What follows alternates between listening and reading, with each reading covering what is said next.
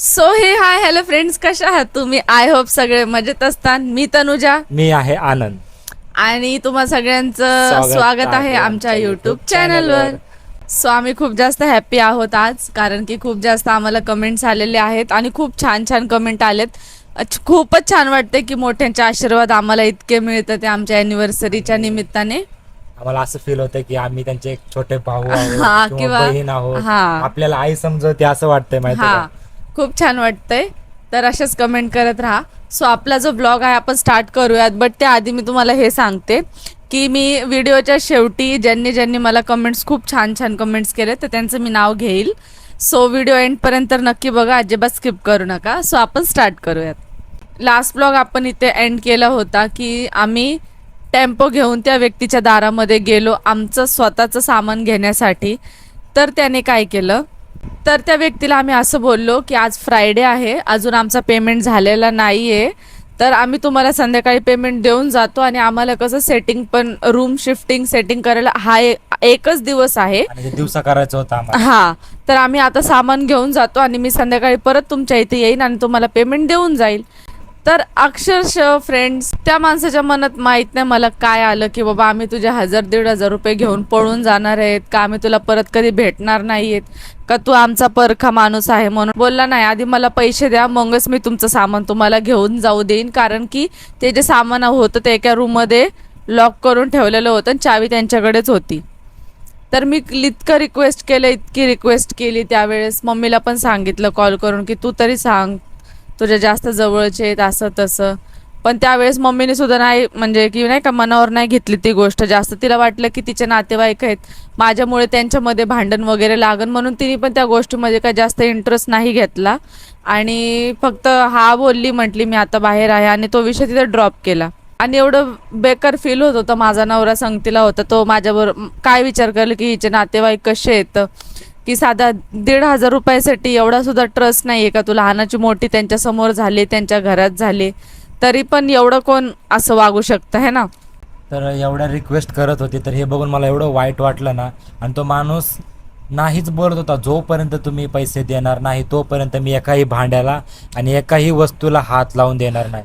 हे ऐकून मला एवढं कसं तरी वाटलं. तनुज एवढे रिक्वेस्ट करत होते, ते आजूबाजूवाले म्हणजे सगळे बघत होते माहिती का तोंडाकडे. म्हणजे त्या दिवशी की एवढ्या काही गोष्टी घडल्या, एवढं काही आमच्या तोंडातून निघलं. त्यांनी पण आम्हाला जे काय काय नाही बोलले, काय माहिती कोणत्या गोष्टीची भडास आमच्यावर काढत होते, आम्हाला नाही माहिती. जर तसं नाही तर ना, ते लोक आहे ना परिस्थिती बघून बोलतात आपल्याला माहिती का. त्यांना समजतं नाही रस्त्यावर आले, त्यांची परिस्थिती अशी झाली, तेव्हा लोक फायदा फायदा उचलायला उचल. आपला. कारण की जोपर्यंत आम्ही पुण्यात राहत होतो, जेव्हा माझ्या सासू सासऱ्यांपाशी आम्ही राहत होतो फॅमिली बरोबर, तेव्हा जेव्हा आम्ही इथं कधी यायचो, आता 3-4 महिने मी पुण्यात राहिले, तर कधी आपण येतो ना काही ना काही कार्यक्रमाला, घरच्या रक्षाबंधन असू दे, काय का असे ना, त्यावेळेस लयच खूपच चांगलं बोलायचे, एकदम गोड गोड बोलायचे. ट्रीटमेंट, घरी या जेव्हा हे ते. कारण की तेव्हा मी लांब राहत होतो, आमची परिस्थिती चांगली होती, माझ्या सासू सासऱ्यांबरोबर होतो, आम्ही, आमची फॅमिली चांगली होती. फ्रेंड्स, ते करता करता, बोलता बोलता आम्ही सकाळी त्यांच्या घरी गेलो, तर अक्षरशः बोलता बोलता, त्यांना रिक्वेस्ट करता करता, भांडण वगैरे सगळं काही होता होता दुपार झाली. शेवटी मी आनंदला बोलले, ते ऐकतच नाहीत. म्हणलं आनंद, एक काम करा, कुठून तरी ॲडजस्ट करा पैसे. ॲडजस्टमेंट करता करता त्या माणसाकडे गेले जिथं आम्ही काम करत होतो, आणि त्याला जाऊन बोलले की तू आमचा हिशोब जो आहे तो भले संध्याकाळी कर, पण आता मला अर्जंटमध्ये 1500 रुपये दे फक्त. त्याच्यानंतर मी अर्धा एक तास आनंदला थांबवलं पैशासाठी, आणि त्याच्यानंतर त्याने मग ते पैसे आनंदच्या हातामध्ये दिले. आणि आम्ही आणून जोपर्यंत त्या व्यक्तीला पैसे देत नाही तोपर्यंत आमच्या समोरच बसलेला होता. आम्हाला घरात सुद्धा म्हणजे नाही का असं व्यवस्थित येऊ देत नव्हतं. तर काय मग त्याच्या मनामध्ये अचानक काय आलं होतं काय नाही, मला नाही माहिती एवढं. पण मग त्यानंतर मग पैसे आले, पैसे त्याला दिले. त्याच्यानंतर मग तो रूम खोलला, आणि तो रूम खोलल्याच्या नंतर आमचं अक्षरशः सामान, फ्रेंड्स, एवढं वाईट वाटते ना मला, म्हणजे की अर्धहून जास्त तर सामान ओलं झालं होतं आमचं सगळं. कारण की जसं की मी तुम्हाला सांगितलं, मे स्टार्टिंग होता आणि जून का एंडिंग काहीतरी आमचं सामान होतं, आणि आम्हाला पैसे गोळा करूच तर काहीतरी जून जुलै जुलै लागला होता, आणि पाऊस आला होता. तर ते सामान अक्षरशः आमचं सगळं ओलं झालं. त्याच्यामध्ये माझे 12वीचे 10वीचे रिझल्ट होते, माझं कास्ट सर्टिफिकेट वगैरे सगळे डॉक्युमेंट्स, ब्लँकेट्स, गादी, ड्रेसिंग, कबर्ड, फ्रीज सगळ्यांवर पाणी पडलं सगळं होतं. फुगलं होतं. सगळं सामान खराब झालं होतं. माझं सोफे बघायला गेलो तर सोफे सुद्धा त्यांना असं वाटलं नाही की आमच्या अंगणामध्ये ठेवल्यात. आपण पाऊस पडतोय, आपण थोडंसं झाकून वगैरे त्याला ठेवावं. त्यांनी काय नाही, तसे उघडे तर उघडेच. मला वाटलं माझे घरचे तर पाऊस आला काय आला त्यांना काय कॉल करून वेगळेपणाने सांगायचं की तुम्ही ते झाकून वगैरे ठेवा, ते ठेवतील.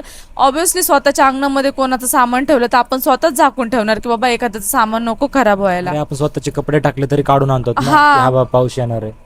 एवढा वेळ तो टेम्पोवाला पण बाहेर थांबला होता. तो पण शेवटी मजा बघत तो होता. पण मजा बघत होता एवढा वेळ. आजूबाजूवाले पण जमा झाले. आजूबाजूवाले एवढे बघत होते की यांच्या घरात काय चाललंय काय नाही. आणि त्यानंतर मग शेवटी आम्ही सामान वगैरे काढायचा डिसिजन घेतला. काढलं त्यातलं सामान आणि सगळे लांब थांबून आमची मजा बघत होते. सगळे आम्ही दोघंच होतो त्या टेम्पोमध्ये. मी वरती चढले होते टेम्पोमध्ये, आनंद खाली होते. आम्ही एक एक वस्तू घेऊन यायचो, टेम्पोमध्ये शिफ्ट करायचो. एक एक वस्तू घेऊन यायचो. जसं की एवढं मोठं फ्रीज होतं आमच्याकडे, कबर्ड होता आमच्याकडे, ड्रेसिंग होता, बेड होतं. आणि समजू शकतो माझ्यामध्ये ताकद आहे, पण तनुजा सुद्धा हात लावतो. ते एवढं म्हणजे एवढे आबडधोबड रस्ता होता तो, तरी पण आम्ही आमच्या त्या टाइमला एवढी ताकद आम्हाला कुठून आली आम्हाला काही समजलंच नाही. पण आम्ही ते सगळं सामान आहे ना एक एक करून सगळं आतमध्ये टाकलं. तनुजा बिचारी वर चढत होती, म्हणजे एक लेडीज असून ते एवढं तिथं बघत होती. हे बघून मला एवढं वाईट वाटत होतं ना, म्हटलं आपल्यामध्ये तिला कोणच नाहीये. आणि जो सगळे समोर थांबले, सगळे हा. बघतात आहे आम्हाला, सगळे आमच्यावर हसतात आहे. कोणच बघत नाही, कोणच बोलत नाही की हात लावू का. तर कसं तरी आम्ही ते सामान त्याच्यामध्ये दोघांनी पण लोड केलं सगळं. इतका दम लागला होता आम्हाला, अशी आमची हालत झाली होती. एवढे आमचे कपडे सगळे खराब झाले होते. दुसऱ्या दिवशी आम्हाला कामाला जायचं होतं. एवढी आमची हालत खराब झाली. अक्षरशः आम्हाला त्या टेम्पोमध्ये सामान भरता भरता 6 वाजले. 6 वाजल्याच्या नंतर मग आम्ही सोफे, शेवटी खराब झाले आमचे सगळे सोफे. ते आम्ही एवढे प्रेमाने सामान घेतलेलं सोफे आम्ही ते घेतलेच नाही, आम्ही तिथेच ठेवून दिले. म्हटलं तुम्हीच वापरा ना, त्या कचऱ्यात टाकून द्या. तर ते आम्ही काय करणार घेऊन जाऊन, खराब झाले होते तर. भरपूर काय अशा गोष्टी होत्या ज्या त्याच्यातल्या मिसिंग होत्या. आता कोणाला बोलणार आम्ही की आमचं हे सामान गायब होतं, ते सामान गायब होतं. नाही बोलू शकत आम्ही. आम्हाला एवढं तोडून टाकलं होतं, एवढं आम्हाला काय काय बोलले होते, तर आमची इच्छाच नव्हती. म्हटलं जाऊ दे, एवढं सहन केलं तर काय एवढ्यासाठी त्यांना बोलायला जायचं की तुम्ही आमचं सामान खराब केलं. डोळ्यामध्ये दोघांच्या पण आम्ही पाणी, त्या टेम्पोचं सामान धरून आम्ही असं मागे दोघं जण बसलोय. टेम्पो मग त्या रूमवर घेऊन गेलो आम्ही. त्या रूमवर आणि त्याच्यानंतर पण आम्ही दोघेच सामान भरायला पण आम्ही दोघे, आणि त्या रूम उतरायला पण. टेम्पोमधून सामान उतरून आमच्या रूममध्ये घेऊन जायला पण आम्ही दोघेच. आम्ही त्यानंतर सगळं सामान वगैरे उतरवलं, दूध वगैरे उतू घातलं. किचन म्हणजे त्या दिवशी आम्ही काही सेटिंग नाही केली, फक्त बेड वगैरे सेट केलं आणि सामान तसंच ठेवून दिलं, कारण उद्या आम्हाला दुसऱ्या दिवशी कामालाही जायचं होतं. ते सगळं सेटिंग केल्याच्या नंतर मग आम्ही हिशोब घ्यायला गेलो. तर त्या माणसाने आमच्या हातामध्ये फक्त 1000 किंवा 1,500 रुपये दिले, कारण आमचं पेमेंटच निघलं होतं 2,500 का 3,000 रुपये. तर 1,500 आम्ही तिथे देऊन ऑलरेडी घेतले होते. थोडेफारच, म्हणजे ते 1,500 ना, 1,500 आम्हाला अख्खा हफ्ताभर चालवायचा. त्याच्यानंतर आम्हाला नेक्स्ट फ्रायडेला आमचं पेमेंट होणार. असे करत करत आम्ही दिवस काढले आणि त्या दिवशी आम्ही नोट केलं की बास, आता कोणासाठी काहीच करायचं नाही, कोण कोणाचं नसतं. हे तर आम्ही प्रत्येक ब्लॉगमध्ये सांगत आलोय.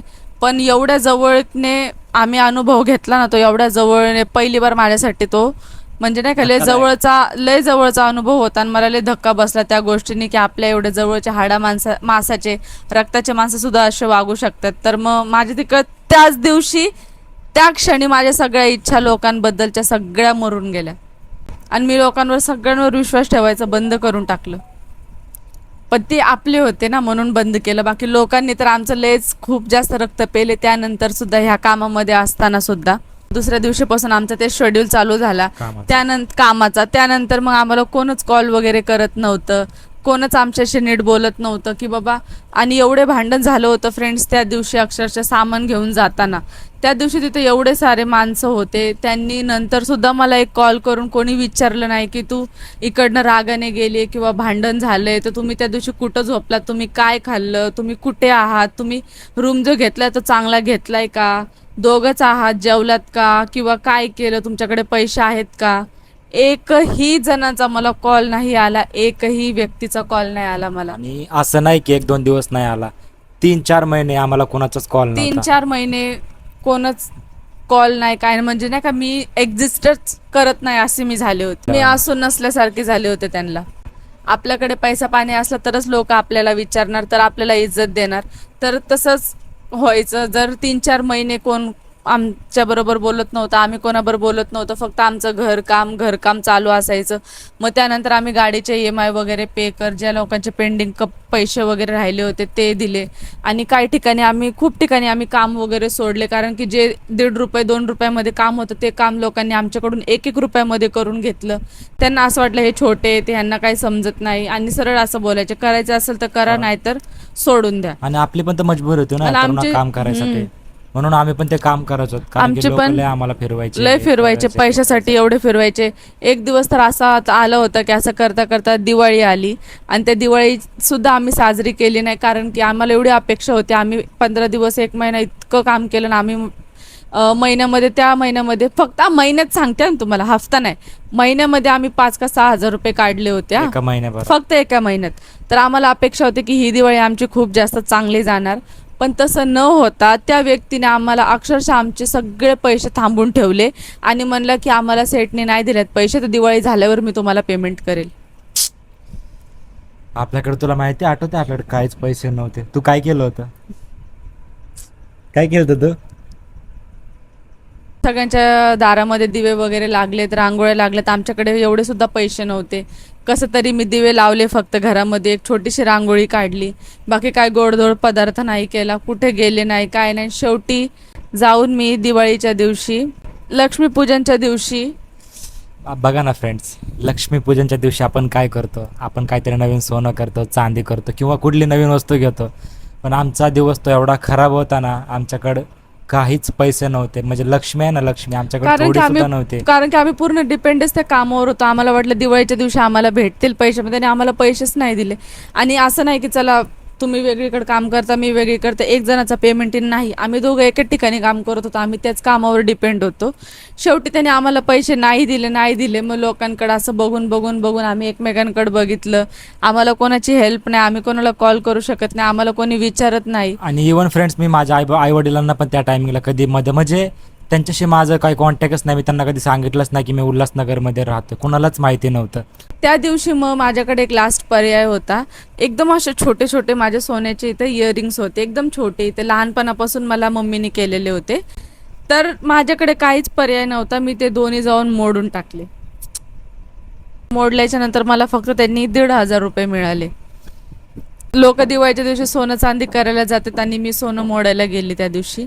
आणि मला ते सांगताना काय वाईट नाही वाटत, कारण की काय राहिलं आता, सगळं तर तुमच्या समोर आलेलंच आहे. तर ह्या छोट्या छोट्या गोष्टी लपून पण काय करणार. त्याचं आम्ही गेलो मार्केटमध्ये, जाऊन लक्ष्मीपूजनचं सामान वगैरे आणलं आणि मग दिवाळी सेलिब्रेट केली. आणि दुसऱ्या दिवशी मम्मी घरामध्ये थोडं गोडधोड पदार्थ केले, जसं की पुरणपोळ्या झाल्या, थोड्या शंकरपाळ्या, करंज्या वगैरे थोड्याशा बनवल्या. पण फ्रेंड्स, तुम्हाला खरं सांगू का, एवढी आमच्यावर खराब परिस्थिती असून सुद्धा आम्ही कधीच देवाची, असं नाही का पैसे नाही तर देवाची पूजा नाही करावी, असं आम्ही कधीच विचार नाही केला. काय माहिती, त्या गोष्टीमुळे पण आम्हाला आज हे चांगले दिवस बघायला मिळलेत. असू शकतं तर असू शकतं. आणि कधी कधी असं वाटतं की आमच्या बरं एवढे का वाईट दिवस आलेत, काय माहिती मुद्दामून आलेत का, का हे आम्हाला दिवस पाहायचे होते की माणसं कशी असतात काय माहित. म्हणजे ते बोलतात ना, काहीतरी आम्हाला हे आयुष्य आहे ना सांगून गेलं की तुम्ही माणसांबरोबर कसं राहिलं पाहिजे, कसं नाही, आयुष्य कसं जगलं पाहिजे, ते आता आम्हाला कळतंय. भाऊबीजच्या दिवशी पण मी कुठेच गेले नाही, मला कोणी कॉल नव्हता केला, तर मी ती भाऊबीज सुद्धा सेलिब्रेट वगैरे नाही केली. तर मग काही दिवसांनी आनंदच्या मम्मी पप्पाचा कॉल आल्याच्या नंतर त्यांची आई पण रडत होती. जवळ होतं तेव्हा नव्हतं कोणी बघितलं, लांब आल्यावर मग त्यांनी कॉल केला की तुम्ही लोक कुठे आहेत, काय करताय, काय नाही. मग त्यांना सांगितलं आम्ही असं असं आहे, हे ते. पण तो हॉस्पिटलचा जो इन्सिडेंट होता तो आम्ही नव्हता सांगितला त्यांना, कारण कॉलवर सांगितलं असतं तर त्यांना टेन्शन झालं असतं. तर त्यानंतर ते आले महिन्याने आम्हाला भेटायला. त्याच्यानंतर आम्ही त्यांना तो हॉस्पिटलचा सुद्धा इन्सिडेंट सांगून दिला की असं असं झालं होतं म्हणून. मग ते माझ्या घरी गेले, माझ्या आई वडिलांना सुद्धा भेटले. त्या लोकांचं बोलणं वगैरे चालू होतं, पण आम्ही त्यांच्याशी बोलत नाहीत हे आम्ही त्यांना नव्हतं सांगितलं की असं असं आमच्या बरोबर चाललंय म्हणून. आम्ही नव्हतं सांगत यार. आमच्या बरोबर जे होतं तर ना मी कधी यांच्या घरच्यांना सांगत होतो ना माझ्या. एकमेकांचं आम्ही कोणाला काही कळूच देत, आम्ही दोघंच एकमेकांचं सहन करत राहायचो, एकमेकांबद्दल झालेलं सहन करायचं. काही पण टेन्शन असो, पैसा असो, काही का कसे असेना. दिवस आहेत खराब आहेत, आम्ही कधीच कोणाच्या कानाला सुद्धा लागू नाही दिलं की आमचे दिवस कसे चालू आहेत. तर फ्रेंड्स, असंच असताना आम्ही परत एकदा लय बेकार फसलं गेलो होतो. परत एकदा आम्हाला एक जणांनी खूप बेकार फसवलं होतं. तर ते काय फसवलं, त्यांनी आमचा किती फायदा घेतला, काय केलं, हे आपण नेक्स्ट ब्लॉगमध्ये कव्हर करू. खूप घाणेरडी आणि बेकार दुनिया आहे ही, खूप बेकार. तर तो पैशाचा मॅटर नव्हता, तो वेगळा मॅटर होता. तर ते काय होतं आपण नेक्स्ट ब्लॉगमध्ये कव्हर करू. सो फ्रेंड्स, आता आम्ही जे आहे आमच्या ॲनिव्हर्सरीच्या ब्लॉगला खूप जास्त कमेंट्स आल्या, तर खूप छान कमेंट केल्या. तर मी त्यांचं नाव एकदा रिपीट करते. सगळ्यात आधी कमेंट करणाऱ्या ताई आहेत आरती निकम, यांनी खूप छान कमेंट केली. नेक्स्ट आहे पौर्णिमा देशमुख, या पण खूप छान कमेंट करतात. सुनंदा चव्हाण, दोघे पण खूप सुंदर दिसत आहात. God bless you, my favourite couple. Thank you ताई. रजनी लोखंडे. नेक्स्ट आहे चेतन पटेल. हिंदी कमेंट सुद्धा येतं, ते मला खूप छान वाटतं की आपले ब्लॉग मराठीमध्ये आहेत आणि हिंदी कमेंट सुद्धा येत आहे. सो नेक्स्ट आहे सुजाता पॉल, त्यांनी पण खूप छान आणि खूप मोठी कमेंट केली. प्रत्येक व्हिडिओला कमेंट येते, खूप छान वाटते. नेक्स्ट आहे अंजली सुर्वे, त्यांनी सुद्धा छान केली. थँक्यू. नेक्स्ट आहे निकिता टोके, त्यांनी सुद्धा विशेष दिलेत. नेक्स्ट आहे सायलीताई शिरसट, त्यांनी पण खूप छान कमेंट केलेली आहे. आर्या म्हणून पण एक मुलगी आहे, ती खूप क्यूट आहे. ती मला सारखी बोलते मला तुझ्या ताई व्हिडिओज खूप आवडतात, आणि तिने मला अशी सुद्धा एक कमेंट केली की माझा बी बर्थडे होता ताई, तू माझ्यावर विश्वास नसता केला की माझा बर्थडे का नसता केला यार, एक दिवस सगळ्यांचे सारखे असू शकतात, तसं काही नाही. मी तिला सुद्धा बर्थडेची विशेष दिली. सो थँक्यू, तुझं पण नाव मी घेतलं यामध्ये. नेक्स्ट आहे गीताताई, हे आम्हाला खूप दिवसापासून आणि आधीच्या ब्लॉगपासून आम्हाला एवढ्या छान कमेंट करतात, असं वाटतं की आम्हाला एक आमची मोठी बहीण किंवा आई समजवत आहे, ते एवढं छान सांगतात ना आम्हाला. तर थँक्यू ताई, तुम्ही आम्हाला एवढ्या छान कमेंट करतात. सो फ्रेंड्स, खूप छान छान कमेंट केला. जो आम्ही आमच्या ॲनिव्हर्सरीचा ब्लॉग जो होता तो अपलोड केलेला होता, त्या ब्लॉगच्या कमेंट्स आहेत. बाकीचे जे ब्लॉगचे कमेंट आहेत आपण नेक्स्ट ब्लॉगमध्ये कव्हर करूयात. तर तुम्हाला व्हिडिओ कसा वाटला आम्हाला कमेंटमध्ये नक्की सांगा, आणि व्हिडिओ आवडला असेल तर लाईक करा, चॅनलला सबस्क्राईब करा. भेटूयात नेक्स्ट ब्लॉगमध्ये. Bye bye.